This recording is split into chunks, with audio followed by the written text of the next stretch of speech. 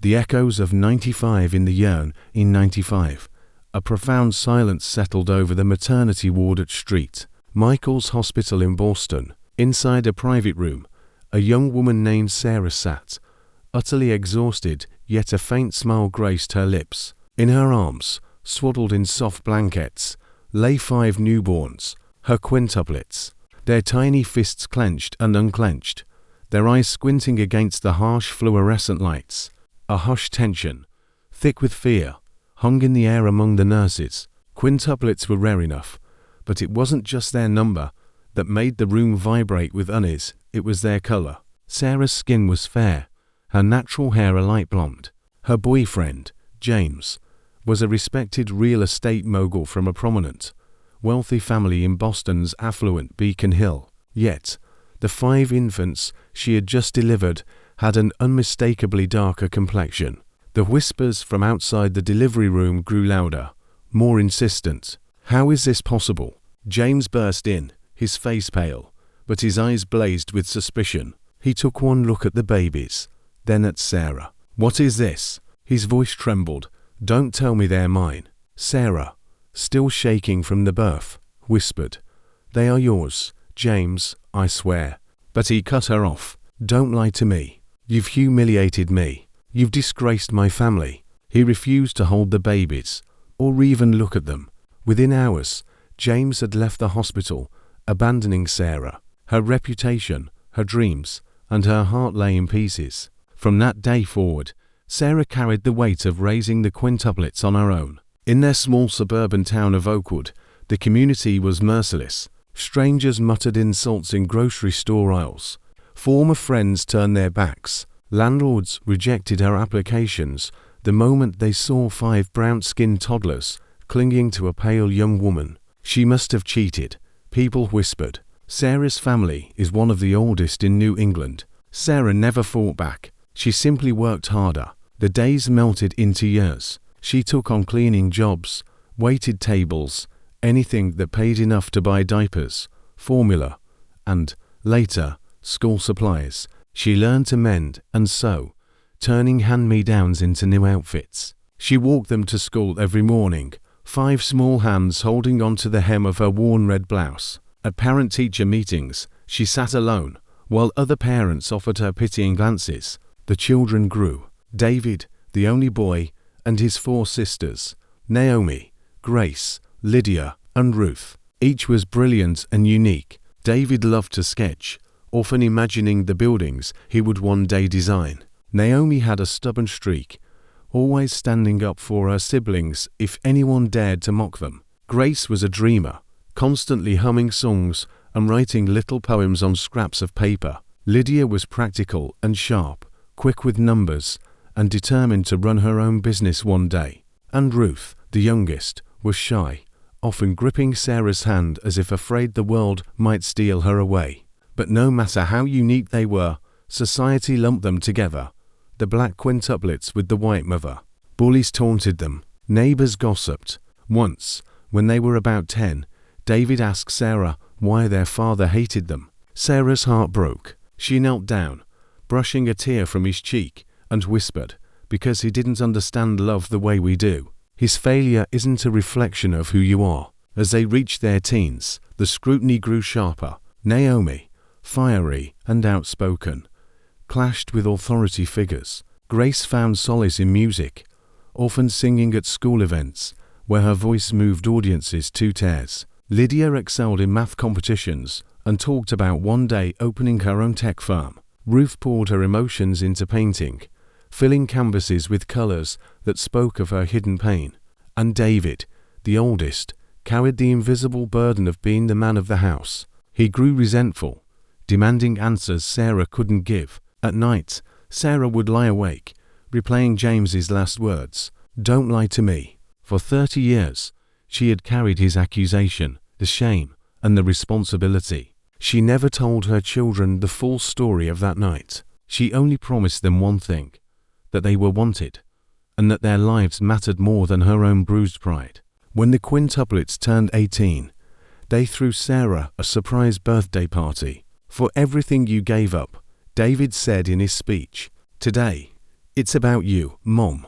Tears streamed down her cheeks as 5 pairs of hands wrapped around her. For the first time in decades, she felt seen not as the disgraced woman left behind in 1995, but as the mother who had fought for them against every single odd. The years passed quickly after that. The children became adults, carving their own paths. Yet, the wound of their absent father lingered.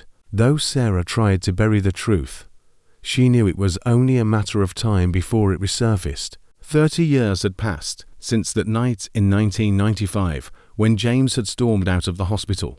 The quintuplets were now adults, each forging a place in the world with pride and resilience. David became an architect known for designing innovative housing that transformed struggling neighborhoods. Naomi, as tenacious as ever, was a top civil rights lawyer, never hesitating to raise her voice against injustice. Grace turned her passion for music into a career, recording soulful tracks that earned her a devoted following. Lydia, sharp with numbers, now ran her own business consultancy, mentoring young entrepreneurs. And Ruth, once the shyest, had blossomed into an acclaimed painter whose exhibitions drew critical praise. From the outside, they looked like a miracle family, 5 siblings who had defied the odds, raised by a mother who had done it all alone.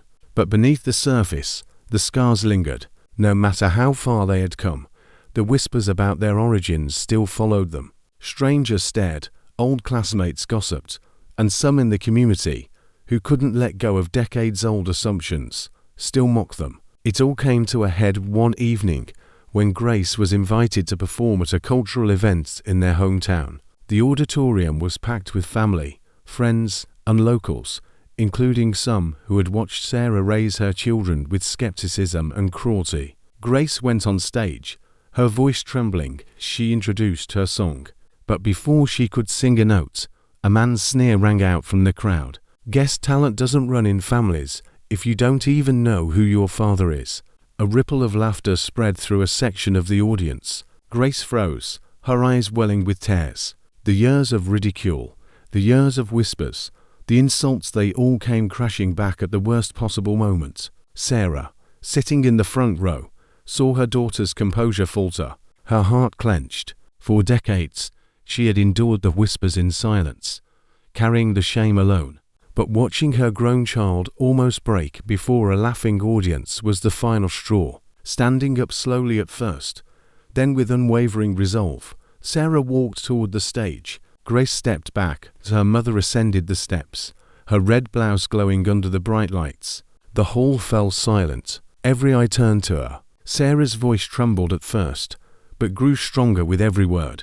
"For 30 years, she said, I have heard your whispers. I've heard the rumors, the laughter, the cruelty. You mocked me when I carried 5 babies in my arms. You mocked them when they walked to school. And even now, when my daughter is about to share her gift, you still mock." Her hands shook, but her eyes blazed with a mixture of indignation and love. "You want the truth," she said to the audience. "You want proof. Let's take a DNA test. Do it, and you'll see that I never lied. These children are his. Jamis, the man who walked away because he couldn't accept them. The man who chose his pride over his own blood." Gasps filled the room.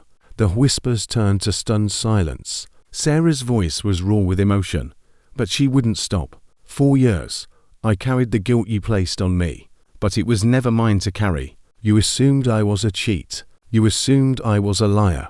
But the only liar is the man who left us." She turned slightly, her gaze sweeping over the audience that had once mocked her in grocery aisles, whispered behind her back, and taught their children to laugh at hers. "I can forgive you for what you did to me," she said, her voice filled with a powerful finality. "But I will never forgive anyone who mocks my children. They have achieved more than any of you ever dreamed.